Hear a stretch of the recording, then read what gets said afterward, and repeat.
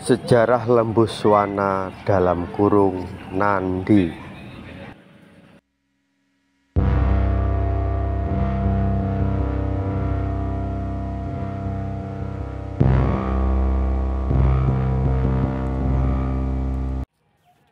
Halo, selamat siang, salam mulia, salam budaya, salam Jawa Dwipa, dan selamat berjumpa kembali di negeri Laut Selatan, Nanhai Guo Nanyang, Jawa, Jawata. Teman-teman, di dalam pertemuan kali ini izinkanlah Insun untuk mensejarahkan tentang sejarah di masa lalu ya, tepatnya di abad ke-8 sebelum Masehi, yaitu tentang lembu Swana. Swana atau lembu Swana. Pada abad ke-8 sebelum Masehi, ada seekor sapi di dalam kurung lembu milik keluarga Badra, yaitu milik Romo Pihulun Avatara Indra, Sang Yang Zikau, yang bernama Swana. Ini didapat waktu beliau babat bumi hutan belantara, tak bertuan di bumi kayangan Semayang Tirta Antanapura dalam kurung Kalimantan. Di hilir Sungai Mahakam Dana dalam kurung Sungai Kamandenu garis miring Sungai Kamandanu, sampai sekarang sungai itu bernama Sungai Mahakam. Dari sanalah makhluk itu berada. Selain bernama asli Swana, tetapi sapi ini dihormati dan dituhankan di negeri Laut Selatan. Makanya sapi itu diberi nama Nandi. Saya ulangi teman-teman ya. Tetapi sapi ini dihormati dan dituhankan di negeri Laut Selatan. Makanya sapi itu diberi nama Nandi, yang artinya sapi yang dituhankan di selatan, yaitu di negeri Laut Selatan Nanhai Guo. Sapi atau lembu ini adalah nyata, bukan meteorologi, karena memang nyata adanya. Dan Nandi yang bernama Swana ini bukanlah sapi atau lembu pedesaan, akan tetapi pemimpin lembu sapi. Sapi dengan wujud perut besar, berwarna kulit hitam, dan bertanduk 4. Hewan ini punya kemampuan melompat yang jauh seperti menjangan dalam kurung kijang garis miring kidang. Dan bila terbang tanpa sayap, secara akademis tidak masuk akal. Akan tetapi kenyataannya seperti itu. Seperti Yesus yang bisa terbang ke langit, dia juga bisa. Dalam kurung sapi Swana juga bisa. Hewan ini dihadiahkan kepada adik sepupunya, yaitu Sang Yang Zihua atau Siwa, Suguru Manik Maya, di Janapura, di bumi Saila dalam kurung India. Karena kaki Romo Paman Sihuo dalam kurung Siwa ini apus atau lemas sebelah, susah kalau untuk berjalan, terus pakai jagrak dan tongkat.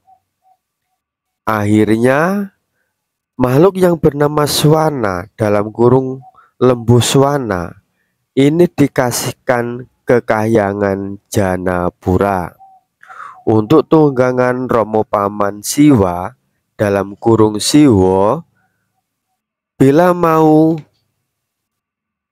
menghadap ke Kahyangan, ke negeri Laut Selatan dalam kurung Nanyang. Jadi tidak usah dipikul atau ditandu lagi. Sumber Badrakanda dalam kurung Sang Hyang Wisnu yang berbicara dan mewadarkan. Jadi seperti itu teman-teman ya. Jadi kisah Lembu Suwana ini didapat ketika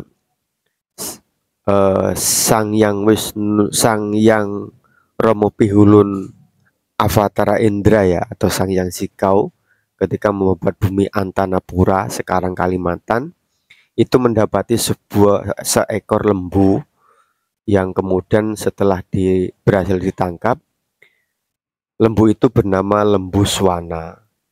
Dikatakan Nandi itu karena lembu itu pernah dihormati dan dituhankan di negeri Laut Selatan.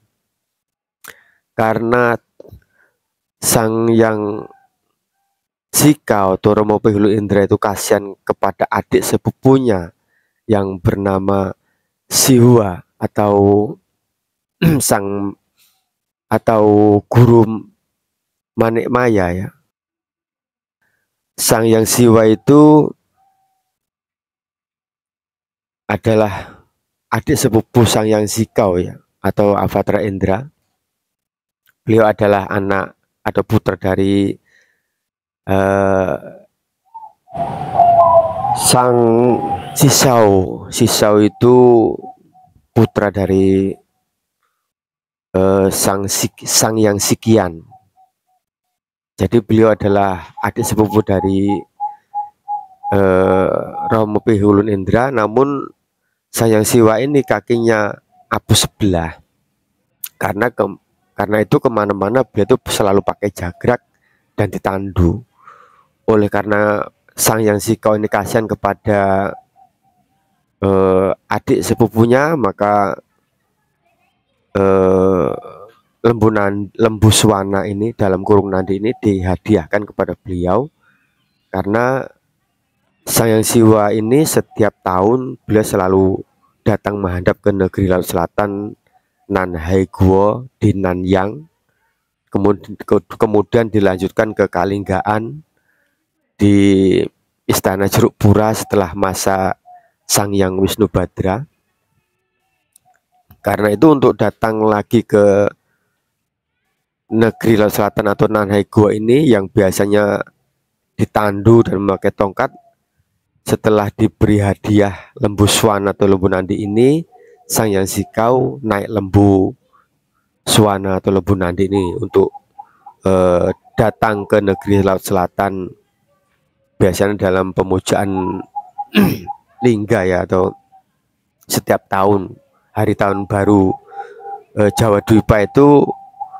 Ternyata dahulu Sang Hyang Siwa ini, sang guru Manik Maya ini datang ke negeri Laut Selatan, menghadap ke Istana Jeruk Pura di masa tahun 710 sebelum Masehi dan seterusnya.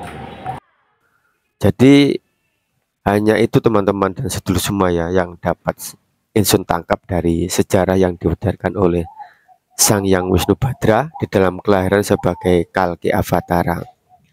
Kalki Avatara, Avatara itu adalah manifestasi Tuhan ya. Disebut Avatara itu yaitu Tuhan yang mengambil perwujudan sebagai anak manusia guna bisa memimpin dan menuntun para hamba-hambanya. Baik teman-teman, hanya itu yang dapat saya sejarahkan di dalam pertemuan kali ini dari negeri Laut Selatan Nanhai Guo. Seperti biasa, jas merah, jangan sekali-kali melupakan sejarah. Salam mulia, salam budaya, salam Jawa Dwipa.